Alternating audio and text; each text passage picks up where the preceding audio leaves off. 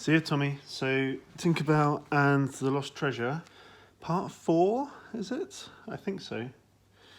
Here we go. You can see that. Oop. Champion.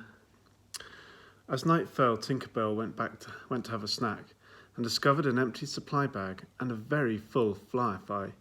She lifted her visitor out of the bag. "Shoo, go find your friends," she ordered. "I'm on a very important mission." Tink tried to get rid of the Firefly by hurling a stick for him to fetch, but he soon returned. The stick caught on her bag of pixie dust and flung it out of the balloon.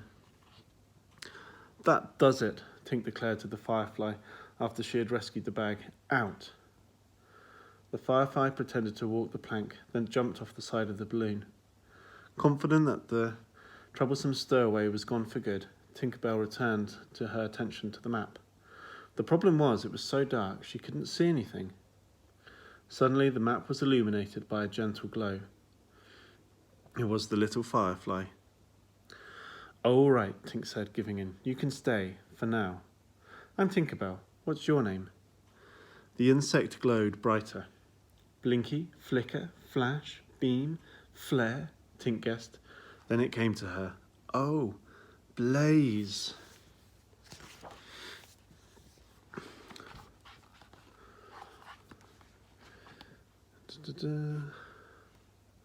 In the morning, when a fog bank cleared, they discovered they were stuck in a tree. This must be the Lost Island, Tink decided as she looked around. And there it is, the stone arch from the story. "You stay here and guard the balloon. I'll be right back." Tink jubilantly flew towards the stone arch, but when she got closer, she saw that it was just entwined branches of 2 trees. Meanwhile, the balloon was starting to drift away. Blaze tried to warn Tink, but she was distracted, and by the time he got her attention, the balloon was gone. "My compass," yelled Tink, "my supplies, my pixie dust. Why didn't you warn me?" The pair raced off to find the balloon. Before they could get very far, though, Tink collided with a tree, and everything went black.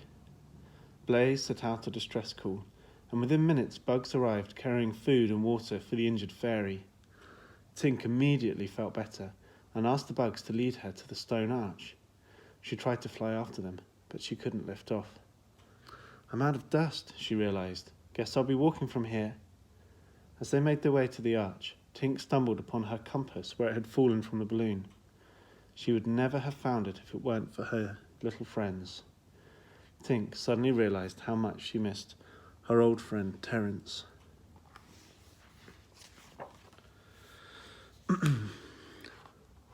Back in Pixie Hollow, Terence missed Tink too. That night, he shared his dilemma with a wise owl. "Tink is my best friend. We should just forgive each other," Terence admitted. "Someone just needs to take the first step." "Who?" asked the owl. "Well, I think it should be Tink," Terence said. "She shouldn't have treated me that way." "Who?" the owl repeated. It seemed to Terence that the owl was trying to make a point. "Me," he said suddenly.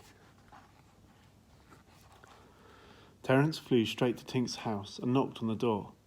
There was no answer. "Anyone home?" Terence called as he stepped inside. He felt something crunch under his feet. "The moonstone," he gasped. Investigating further, he discovered the diagram of Tink's balloon and the supply list for her trip. Terence knew that wherever his friend was, she could use some help.